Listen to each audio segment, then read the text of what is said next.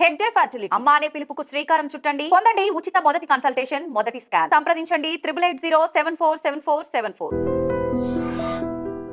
Betting apps విషయంలో మరో కీలక పరిణామం చోటు చేసుకుంది. అదేంటి అనంటే ఇప్పుడు సినీ సెలబ్రిటీస్, అది కూడా టాప్ మోస్ట్ హీరోస్ ఆ లిస్ట్ లో చేరిపోయినరు. ఇప్పుడు పోలీసులు వాళ్ళ గురించి వేట స్టార్ట్ చేసింది. వాళ్ళ పేర్లను కూడా ఈ బెట్టింగ్ యాప్స్ ప్రమోషన్ లో భాగంగా చేర్చడం జరిగింది. 25 మంది లిస్ట్ ను అయితే పోలీసులు బయట పెట్టినటువంటి సిచ్యువేషన్. వీళ్ళందరూ కూడా నోన్ ఫేసెస్. అట్లాగే రోజు కూడా ఏదో ఒక వీడియో చేస్తూ ఉంటారు, లేదంటే సినిమాలలో ప్రమోషన్స్లలో బిజీగా కనిపించే వ్యక్తులు. వీళ్ళంతా కూడా చాలా మంది వీళ్ళ ద్వారా ఇన్ఫ్లుయెన్స్ అవుతారు కాబట్టే వీళ్ళని పెట్టుకునే ఈ బెట్టింగ్ యాప్స్, గేమింగ్ యాప్స్, అట్లాగే రమ్మీ యాప్స్ ప్రమోషన్స్ చాలా మంది చేయిస్తూ ఉంటారు. ఇప్పుడు అవే యాప్స్ ఇప్పుడు వీళ్ళ కొంప ముంచింది అనుకోవచ్చు. ఎందుకంటే ఎవరు కూడా ఊహించి ఉండరు. నాకు తెలిసి ఇట్లా ఇది క్రైమ్ అవుతుందేమో, లేదంటే లీగల్ యాక్షన్ మా మీద తీసుకుంటారేమో అని ఎవరు కూడా ఎక్స్పెక్ట్ చేసి ఉండరు. ఆ లిస్ట్ చాలా పెద్దది. 25 మంది మీద ఇప్పుడు పోలీసులు అయితే కేసు అయితే ఫైల్ చేసిన పరిస్థితి. అందులో విజయ్ దేవరకొండ కనిపిస్తున్నారు, ప్రకాష్ రాజ్, మంచు లక్ష్మి, అనన్య, రానా దగ్గుపాటి, మంచు లక్ష్మి, ప్రణీత, యాంకర్ శ్యామల, ఇట్లా చాలా మందిపై అయితే ఇప్పుడు పోలీసులు అయితే కేసు నమోదు చేసిన పరిస్థితి. త్వరలోనే వీళ్లకు నోటీసులు కూడా సర్వ్ కాబోతున్నాయి. వాళ్ళు ఖచ్చితంగా వచ్చి వాళ్ళు ఎందుకని ఈ బెట్టింగ్ ప్రమోషన్స్ లో ప్రమోట్ చేసిండ్రు, అట్లాగే వీళ్ళకి ఎంత ముట్టాయి అనేది కూడా పూర్తిగా ఇన్ఫర్మేషన్ ఇవ్వాల్సి ఉంటుంది. ఎట్లా అంటే బ్యాంక్ కి సంబంధించిన డీటెయిల్స్ తో సహా అన్ని కూడా పోలీసులకు ఇవ్వాల్సి ఉంటుంది. వీళ్ళ మీద ఇప్పుడు మియాపూర్ పోలీసులు ప్రత్యేక దృష్టి పెట్టిన పరిస్థితి అయితే కనిపిస్తోంది. వీళ్ళ ఎఫ్ఐఆర్ కాపీని నేను ఒకసారి మీరు స్క్రీన్ మీద చూడొచ్చు. పూర్తిగా ఎఫ్ఐఆర్ కాపీలో ఏముంది అనేది నేను ఒకసారి చెప్పే ప్రయత్నం చేయబోతున్నా. వీళ్ళ మీద నమోదైనటువంటి కేసెస్ ఏంటి, సెక్షన్స్ ఏంటి అని అంటే 318/412R/W49 BNS, అట్లాగే 3.3A, అట్లాగే 4 TSGA, 66D ITA 2000 and 2008. ఇవి యాక్ట్ అండ్ సెక్షన్స్. వీళ్ళందరి మీద కూడా నమోదైన పరిస్థితి కనిపిస్తోంది. 19వ తారీఖు యాక్చువల్లీ వీళ్ళ మీద నిన్ననే పోలీస్ కేసు అయింది. బట్ ఈ రోజు అయితే మనకు బయటకు వచ్చిన పరిస్థితి అయితే కనిపిస్తోంది. వీళ్ళ పేర్లు అండ్ వీళ్ళు ప్రమోట్ చేసిన యాప్స్ ఏవైతే ఉన్నాయో అవన్నీ కూడా ఈ కేసుకి సంబంధించి పూర్తిగా పోలీసులు అయితే ఒక లిస్ట్ అయితే బయట పెట్టిండ్రు. అదేంటి అనంటే రానా దగ్గుపాటి. ఈయన ఏం ప్రమోషన్ చేసిండు అనంటే jungle-rummy.com అనే betting app or gambling app ని ప్రమోట్ చేసినట్టుగా పోలీసులు ఒక లిస్ట్ అయితే రిలీజ్ చేసిండు. ప్రకాష్ రాజ్ కూడా అంతే, jungle-rummy.com. అట్లాగే విజయ్ దేవరకొండ A23 అనే యాప్ ని ప్రమోట్ చేసిండ్రు. మంచు లక్ష్మి www.yolo247.com అనే యాప్ ని ప్రమోట్ చేసిండ్రు. ప్రణీత www.fairplay.live అనే యాప్ ని ప్రమోట్ చేసిండ్రు. నిధి అగర్వాల్ జీత్ విన్ అనే యాప్ ను ప్రమోట్ చేసిన పరిస్థితి. వీళ్ళందరూ కూడా హీరోయిన్స్ కి సంబంధించిన లిస్ట్ అది. ఇప్పుడు సోషల్ మీడియా ఇన్ఫ్లుయెన్సర్స్ మొన్న ఎవరైతే 11 మంది ఉన్నారో వాళ్ళు కాకుండా ఇప్పుడు కొత్త లిస్ట్ ఇది. సోషల్ మీడియా ఇన్ఫ్లుయెన్సర్స్ ఎవరైతే ఉన్నారో అనన్య, నాగెల్ల, వీళ్ళు ప్రమోట్ చేసింది vibook.co, ఈమె ప్రమోట్ చేసిన app. Siri Hanumanthu Taj 77, Sreemukhi vvbbook.co app ని ప్రమోట్ చేసింది. వర్షిని సౌందర్ రాజన్ ధనీ బుక్ 365 అనే యాప్ ని ప్రమోట్ చేసింది. వసంత్ కృష్ణన్ www.mama247.co దీన్ని ప్రమోట్ చేసిండు. Shobha Shetty www.telugu365.in. Then Amrutha Chowdary www.yes365 అనే యాప్ ని ప్రమోట్ చేసిండ్రు. Then Nayani Pavani vvbook.co. Then Neha Pathan vibook.co, Pandu okay win. Then Padmavathi jay365.com, Imran Khan జెటెక్స్ అండ్ పరి మ్యాచ్ అనే యాప్స్ ని ప్రమోట్ చేసిండు. ఇమ్రాన్ ఖాన్ కోసం ఇప్పుడు పోలీసులు వెతుకుతున్న పరిస్థితి అయితే కనిపిస్తోంది. అండ్ విష్ణుప్రియ www.taj77book.com, ఈమె ఈరోజు పంజగుట్ట పోలీస్ స్టేషన్ లో పోలీసుల ముందు హాజరైనరు. ఆమె లాయర్ తో పాటు పంజగుట్ట పోలీస్ స్టేషన్ కి రావడం జరిగింది.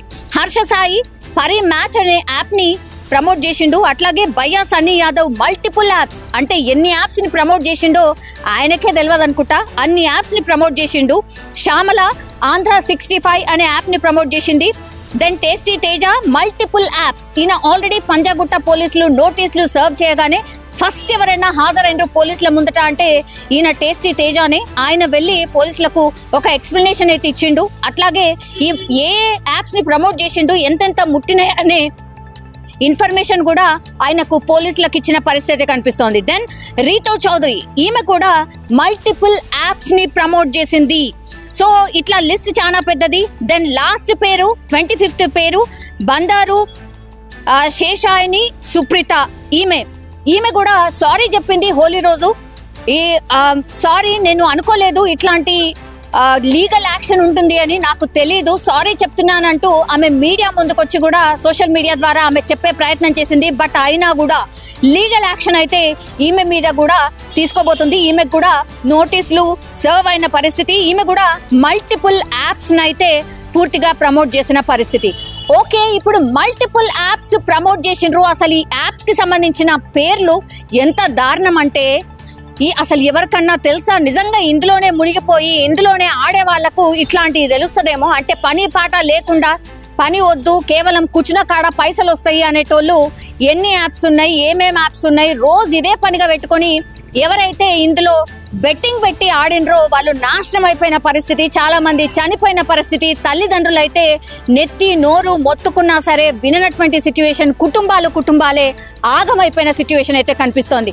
ఒక లీగల్ యాక్షన్ అయితే స్టార్ట్ చేసింది తెలంగాణ సర్కార్ అనుకోండి, లేకపోతే పోలీస్ అనుకోండి, లేకపోతే ఆర్టీసీ ఎండి వీసీ సజ్జనార్ ఎవరైతే ఒక ఇనిషియేషన్ తీసుకొని మంది ప్రాణాలు బలిగొంటున్నటువంటి ఇట్లాంటి యాప్స్ ని దయచేసి ఎవరైతే ప్రమోట్ చేసిండ్రో వాళ్ళ మీద యాక్షన్ తీసుకోవడంతో పాటుగా ఈ యాప్స్ అసలు ఎక్కడ కూడా ఇంకా తెలంగాణలో కాదు అసలు ప్రపంచంలో ఎక్కడ కూడా ఉండకూడదు. ఎందుకంటే ఈ యాప్స్ వల్ల మొత్తం జీవితాలే నాశనం అయిపోతున్నాయి అనే ఒక ఇనిషియేషన్ తీసుకున్న తర్వాత ఒక ముందడుగు అయితే కనిపిస్తోంది.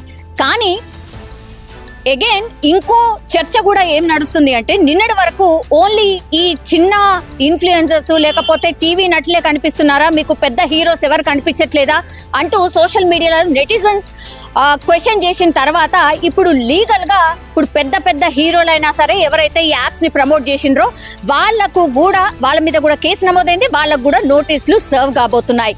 ఓకే, ఇది కూడా చాలా బాగుంది. ఇట్లా కేసుల వరకు నమోదు చేసి నోటీసులు ఇచ్చి వాళ్ళని విచారణ చేసి వదిలేస్తారా, లేకపోతే నిజంగానే యాక్షన్ ఉంటుందా?